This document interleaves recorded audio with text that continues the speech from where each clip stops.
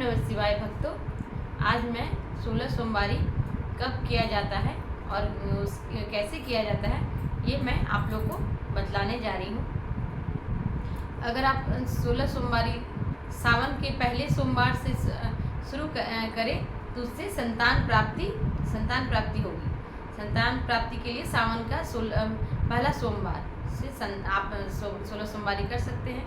और फिर अगर आपको ये चाहिए, कोई बहुत बीमारी से आप लोग पीड़ित है या फिर बहुत लंबे समय तक कुछ रोग ये सब चल रहा है घर में किसी का भी या फिर अपना भी, तो आप उसे वैशाख महीना का पहला सोमवार से आप 16 सोमवारी शुरू कर सकते हैं। और अगर आपको कुछ भी नौकरी में यश चाहिए या फिर पढ़ाई में आगे बढ़ना है या फिर आपको किसी चीज़ में भी नाम चाहिए, यश चाहिए, तो आप उसको माघ महीने का पहला सोमवार से आप ये कर सकते हैं, सोमवारी शुरू कर सकते हैं। लेकिन आप ध्यान रखिए ये सब शुक्ल पक्ष में ही हो शुरू कर सकते हैं। अगर जिस साल शुक्ल पक्ष नहीं हो तो उस समय आप शुरू नहीं कर सकते 16 सोमवारी।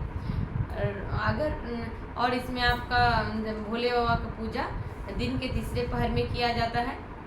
और आटे का 3 हलवा बना के 3 हिस्सा में बांट के भोले बाबा का पूजा किया जाता है। जिस तरह का आप ये कर सकते हैं कि आटे का 3 हिस्सा में एक मंदिर में रखे, एक दूसरे को बांटे और एक खुद के जब पूजा हो जाएगा उसके बाद खुद खाइए। तो आपको मैं विधि बताती हूँ।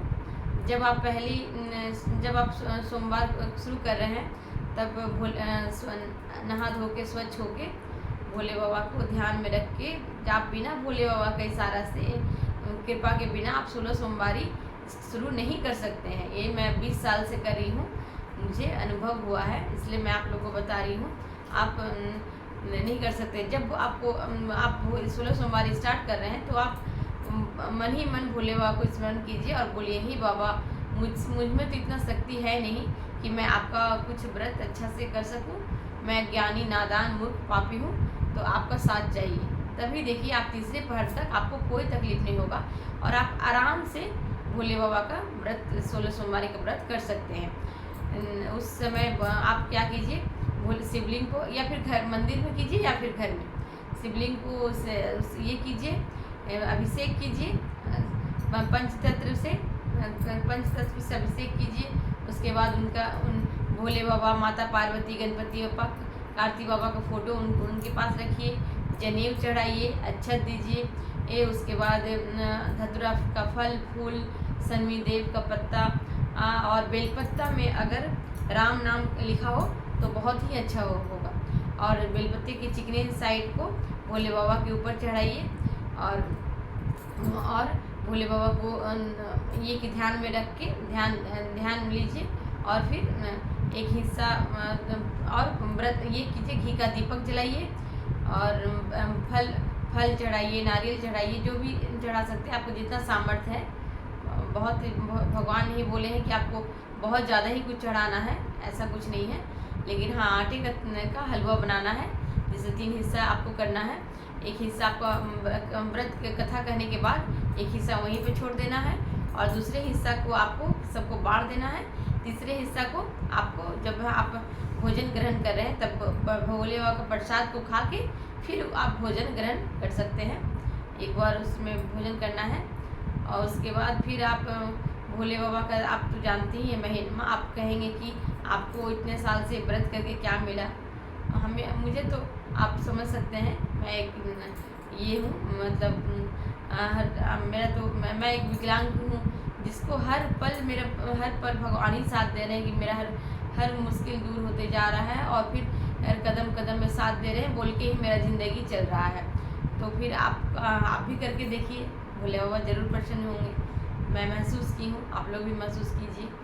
और मैं आपको एक कहानी सुनाने जा रही हूँ, जो एक ये है भगवान के भक्त का कहानी।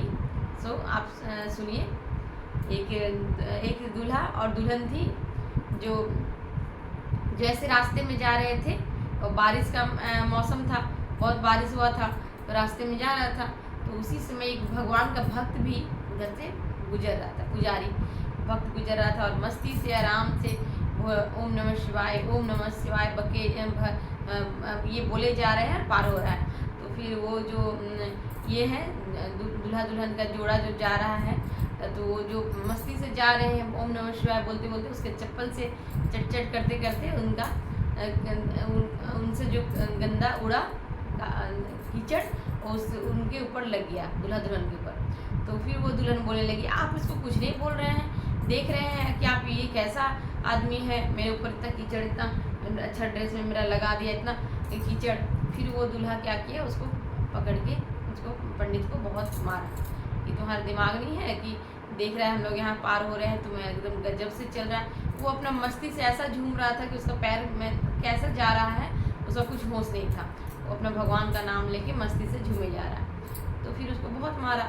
तो फिर वो दुखी हुआ, लेकिन फिर वो अपना ये आ गया घर, अपना अपना सब ये हो गया। उसी समय कोई आश्रम में वहाँ था सामने में, तो ये पुजारी, तो फिर वो दूल्हा अपना घर गया, उसी नगरी का ही था, वो सामने में ही था। तो ये क्या हुआ, वो जब अपने घर गया तो फिर अपना ऊपर में घर में चढ़ रहा था छत में, तो उससे सीढ़ी से मतलब ऐसा वो गिरा कि बहुत बहुत ज़्यादा ही उसको उसे मतलब चोट लगा। वो बहुत मतलब हॉस्पिटल में एडमिट हो गया, उसके सिर में बहुत ब्लड खून निकलने लगा। तो फिर वो एडमिट हो गया।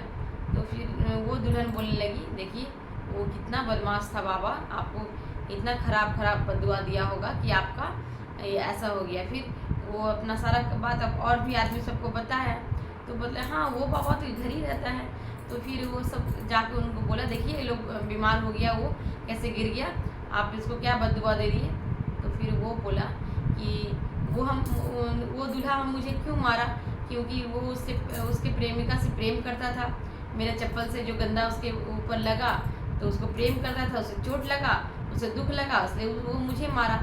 तो मैं इसको क्यों बददुआ दूंगा, और मुझे कौन प्रेम करता है, ऊपर वाला मेरे भोलेनाथ, मेरे भोले बाबा मुझे प्रेम करते हैं।